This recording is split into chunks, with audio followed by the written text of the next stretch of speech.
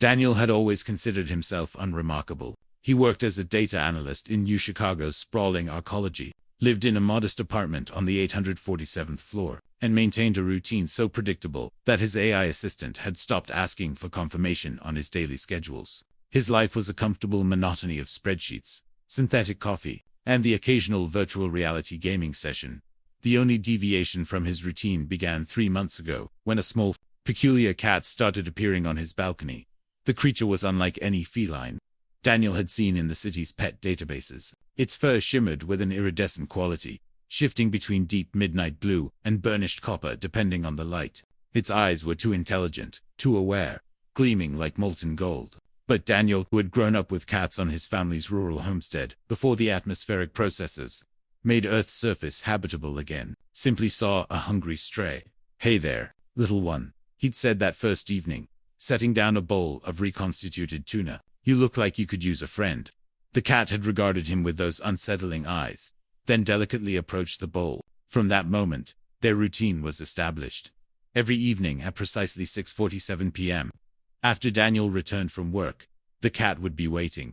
Daniel would prepare food, sometimes expensive real fish from the aquaculture farms, sometimes synthesized meat that cost a week's entertainment budget. He'd sit in his weather-resistant chair. The cat would eat, and then it would curl up in his lap, purring with a sound that seemed to resonate in his chest cavity.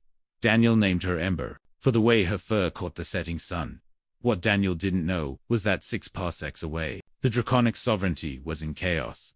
Charlotte, the Dragon Queen and Supreme Sovereign of 47 star systems, had not slept in 73 days. Her scales, normally a brilliant crimson that spoke of her royal lineage, had dulled to the color of old blood. Her court watched with mounting terror as their queen's mental state deteriorated. "Any news?" Charlotte's voice cracked across the throne room, a sound like planets grinding together. "None, Your Majesty," replied Chancellor Vex, his smaller frame trembling. "The search parties have scoured 600 systems. There is no trace of the hatchling."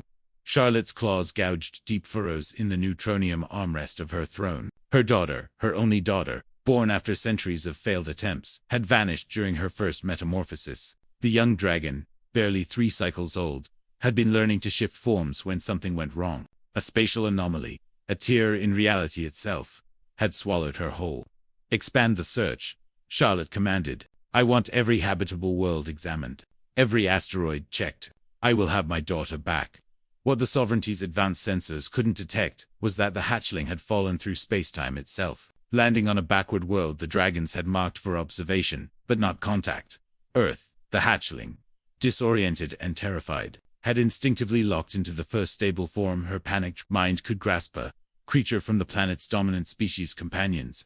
A cat trapped in this form, unable to shift back without her mother's guidance. The hatchling had wandered until exhaustion and hunger led her to a balcony, where a strange, soft-skinned being offered food, and something the young dragon had never experienced. Kindness without agenda. Daniel didn't expect anything from her, didn't demand service or tribute, simply shared his space and his resources, asking nothing in return. It was peculiar. In dragon society, every interaction was a transaction, every relationship a careful negotiation of power and obligation. But this human just hummed off-key songs while he cooked, talked about his day as if she could understand, and once spent an entire evening brushing her fur with a gentleness that made something in her ancient genetic memory ache with recognition. "You know what, Ember?" Daniel said one evening, scratching behind her ears. "My therapist says I need to work on my isolation issues. But honestly, you're better company than most people I know. You don't judge. You just exist. It's nice." The hatchling purred, a sound that was part contentment, part confusion. She was beginning to understand why her mother had always spoken of humans with a mixture of curiosity and wariness. They were dangerous, not because of their weapons or their expanding civilization, but because of this casual, devastating compassion. The universe shifted the day. Fleet entered Earth's solar system. Warning klaxons screamed across every human facility, from Mars to the Kuiper Belt. A dreadnought, the size of Earth's moon, had just appeared, accompanied by an armada that could glass the planet in minutes. Earth's defense forces scrambled. Diplomatic channels erupted with panicked transmissions. Humanity's first contact with the draconic sovereignty was not supposed to be like this.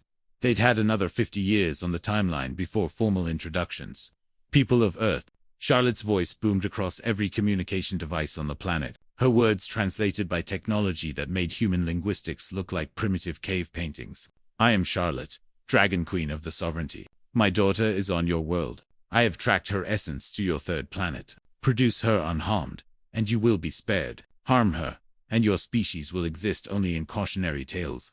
Daniel, who had been watching the news with growing horror, felt Ember tense in his lap. He looked down at the cat, whose golden eyes now seemed to swirl with something ancient and terrible. Ember, he whispered. The cat looked at him, and for the first time, Daniel saw the truth. This wasn't a cat. Had never been a cat. Those eyes held intelligence that predated human civilization, wisdom and fear and loneliness all mixed together. Oh, Daniel said softly. Oh, you're her daughter, aren't you? The cat, the hatchling, the princess of an interstellar empire, made a sound. Between a meow and a whimper, Daniel's mind raced. He thought about the past 3 months, about every evening spent together, about the trust this creature had placed in him, choosing to return night after night to his balcony, about the fact that Charlotte, who could destroy humanity with a thought, was a mother searching for her lost child. He made his decision in seconds. Daniel stood, cradling Ember gently, and walked to his balcony. He looked up at the sky where, even in daylight, he could now see the massive silhouette of the dreadnought. Hey, he shouted, feeling ridiculous. Hey, I've got her. She's safe. Your daughter is safe. For a moment, nothing happened. Then reality bent, and Charlotte herself stood on his balcony, having traveled the distance in a thought. She was magnificent and terrifying, 15 feet of crimson scales, wings that seemed to fold through dimensions, eyes that held the birth and death of stars. Daniel thrust Ember forward, protectively despite his terror. She's okay. I've been feeding her. She's healthy. I didn't know, I swear. I just thought she was a stray cat. But I made sure she ate well. And Charlotte's massive claw reached out, and Daniel flinched. But the touch was gentle, almost reverent, as she lifted Ember from his arms. The moment mother and daughter connected, the transformation began. Ember's form shimmered, expanded, and suddenly a small dragon, beautiful and delicate, with scales that matched her mother's, clung to Charlotte's chest. Mother, the hatchling's voice was a melody of relief and joy. I was lost, but he found me. He fed me. Every day, even when it cost him. He didn't know what I was, but he cared anyway. Charlotte's eyes, which had promised extinction moments before, now studied Daniel with an expression he couldn't quite read. You fed a dragon, Charlotte said slowly, believing it to be merely a lost animal. You gave freely, expecting nothing. You showed my daughter compassion when she was at her most vulnerable. Daniel swallowed hard. Yes, I mean, she was hungry. What else would I do? Charlotte laughed, a sound like crystal bells in a thunderstorm. What else indeed? Human, you have given me back the most precious thing in my empire. Ask me for anything, and it is yours. Planets, technology, immortality, name it. Daniel looked at the small dragon, who watched him with those familiar golden eyes. He thought about his evenings on the balcony, about the simple pleasure of companionship without complication. He hesitated, then pushed forward. Can she still visit? I mean, if she wants to, I'm going to miss our evenings together. For the second time in 1,000 years, Charlotte was speechless. Her court, listening through quantum-entangled communications, collectively stopped breathing. You would ask for nothing but her company. Charlotte's voice was soft with wonder. Well, and maybe some advice on proper dragon nutrition, Daniel added. I'm pretty sure tuna isn't actually ideal for her species. The Dragon Queen threw back her head and laughed, a sound that rippled across dimensions. Human, what is your name? Daniel. Daniel Torres. Daniel Torres, you have reminded me of something I had forgotten in my centuries of empire building. That kindness needs no reason. That compassion is not weakness. That sometimes, the greatest act of nobility is feeding a hungry stranger on your balcony. She shifted, her form compressing until a regal woman with crimson hair and golden eyes stood before him. My daughter will visit, with full honors as befits the friend of the royal house. And Morith will have the sovereignty's protection and partnership. Any species that can produce individuals like you deserves to stand among the stars as equals. As Charlotte and her